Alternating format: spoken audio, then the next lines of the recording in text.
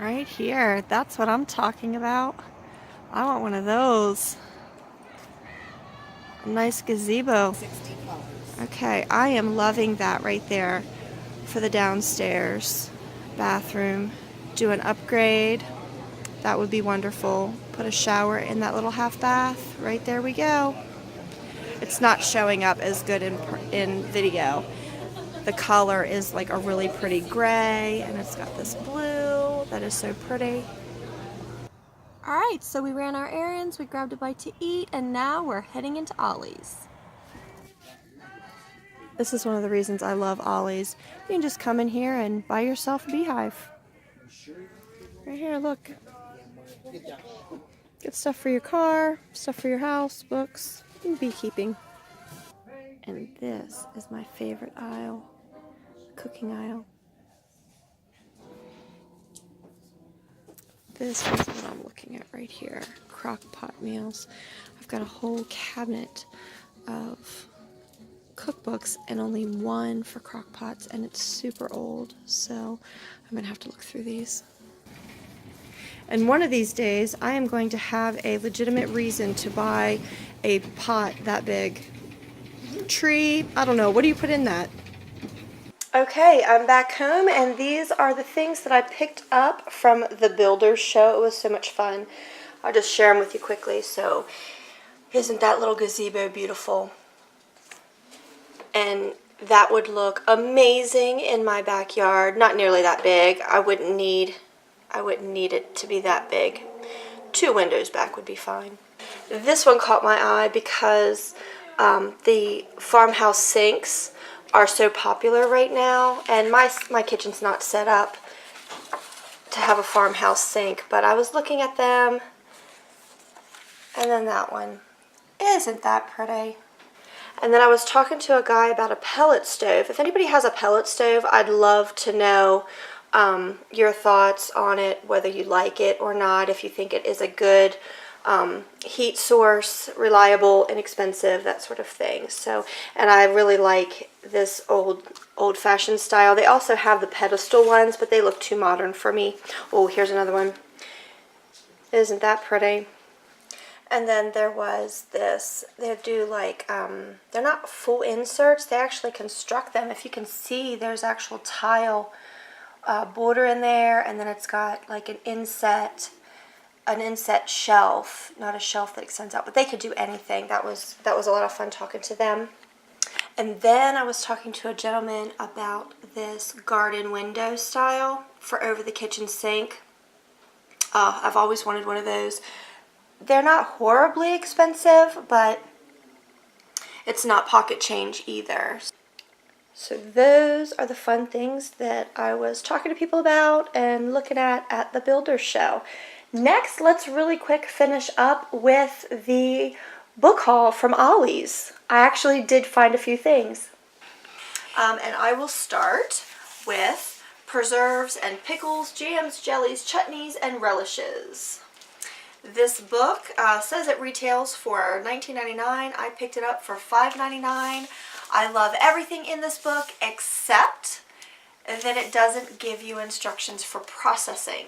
So I'm used to books that tell you if you need to use a pressure canner or a boiling water canner, how much headspace you're supposed to give, that sort of thing. And this book does not do any of that.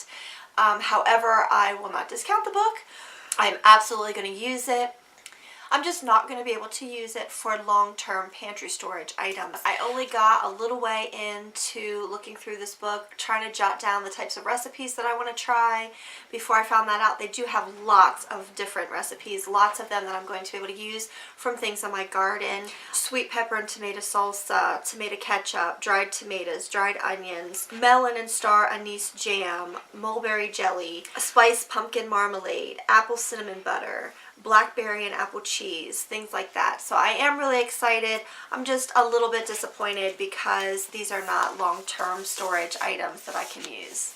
I picked up this crock pot, the original slow cooker, vegetarian recipes.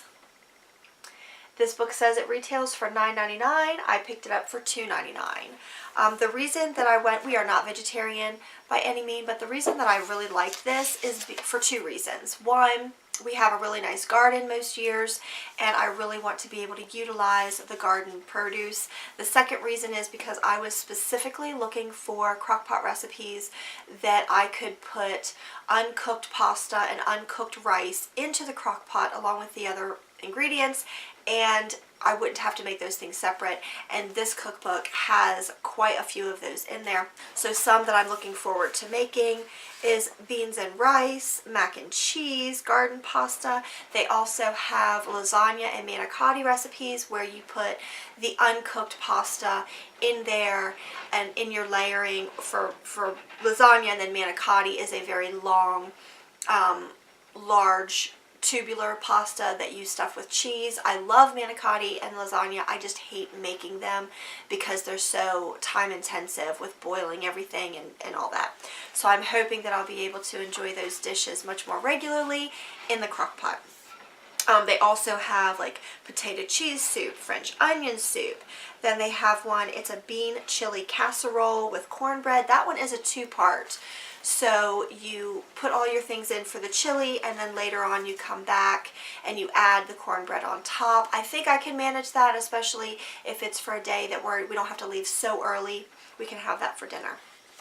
So, and then they've got things with parsnips and turnips, which when I've grown in the past, I never know what to do with those. So I'm really looking forward to that particular recipe. We do eat a lot of polenta, quinoa, and couscous. So these again are recipes that you can just throw everything in there without having to do a lot of prep work outside of the crock pot. You just throw everything in and it cooks all great. And I'm putting a lot of trust in this cookbook that it's going to turn out some really great dinners for us. So I'm excited to try these. Along the same line, but not necessarily exclusive for crock pot, is low carb, high fat, and paleo slow cooking. This one says it retails for $23 and I picked it up for $6.99. I'm not worried about high fat paleo. I do cut down on carbs a little bit for myself, but not for the children. This one was more for the meat dishes that I had in there. And it's not specifically for crock pots, but they do have a section telling you how you can change the recipes in order to use them for crock pot cooking. Okay, so some that I liked in here that I can't wait to try: beef shank, oxtail, meat sauce, a goulash recipe, chuck roast, lamb stew, roast chicken, liver and onions, and chicken stock. These are just a couple of the recipes that I think are going to be really interesting to try. If none of those sound appealing to you, I totally understand. I just really like to try new things. The next cookbook I am very disappointed in because the title is very misleading. It is Betty Crocker Fast From Scratch Meals. And let me tell you, these meals are anything but from scratch. Basically, you're taking store-bought bread, store-bought lunch meat, store-bought cheese, and putting them together and saying that's a fast from scratch meal.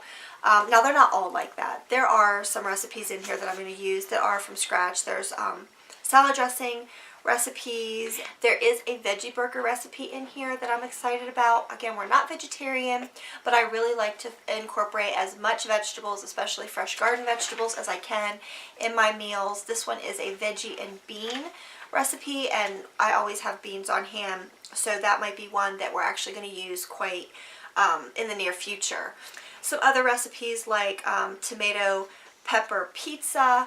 I think in here they use like a store-bought pizza crust. I can make my own pizza crust and use these more as inspirations.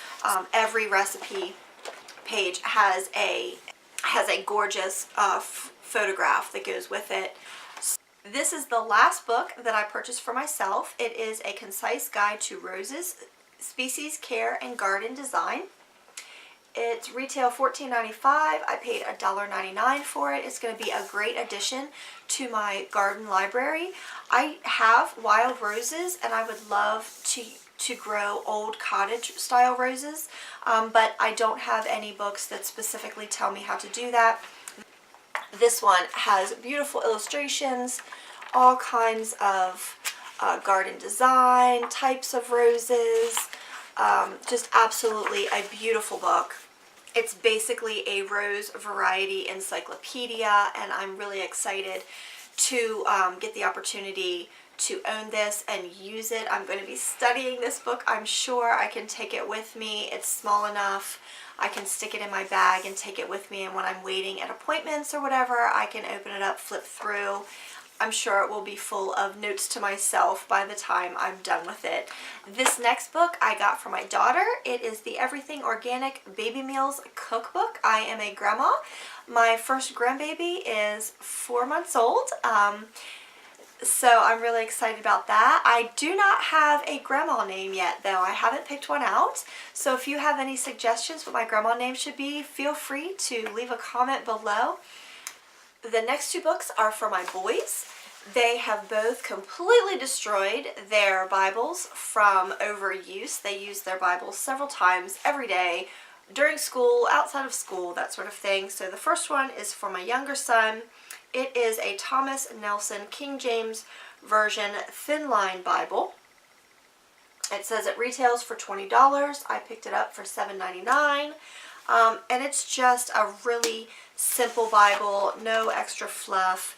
It does have a soft binding. It's got the gold leaf.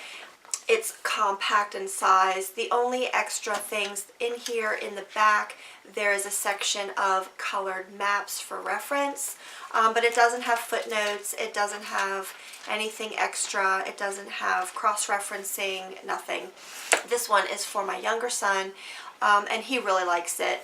So he was there. He helped pick it out. So there you go. And the last book is for my older son. He was in need of a new Bible, so he got the King James Version Foundation Study Bible, and that is also from Thomas Nelson. It does have a dust cover on here. I will take that off because it's not going to stay on. So this is a hardback book. There are no ribbon bookmarks in here. It does have the same reference maps in the back. But the thing that I liked about this was that it is a study Bible, and it gives a lot more information than just the plain basic Bible. So for example, here in Genesis, it has a section at the top where it talks about the author, a timeline, key verse, and the theme. And then it's got your verses, and then here, all this at the bottom are footnotes, and then it also has cross-reference. My Bible has cross-reference down the center. Occasionally when we're doing our Bible study, I will read footnotes or cross-references or headers to sections, and my kids will be like, wait, I can't follow you. Where are you reading that? And I'm like, oh, honey, you don't have that in your Bible because you just have a plain Bible. And so now my son will have all of that in his as well, and that will help him to follow along and do Bible study more independently. And the very last thing that I have for you is I joined the Ollies customer loyalty program. How did I not do that before? I have no idea. Probably because I try not to go there that often. If I'm part of a loyalty program, they're going to send me advertisements, and they're going to try to entice me to go back in there and spend loads more money, and I have plenty of books. I don't think I'm going to need any more books anytime soon. I don't have enough bookshelves for all the books I have now, so I probably shouldn't have purchased these. Thankfully, 3 of them are not for me anyway. There you have it. That is the very end. If you stuck with me this far, thank you so much. I really appreciate that. Let me know if you enjoyed it by giving me a thumbs up and subscribing to the channel. As always, I hope you have a blessed day, and goodbye. See you later.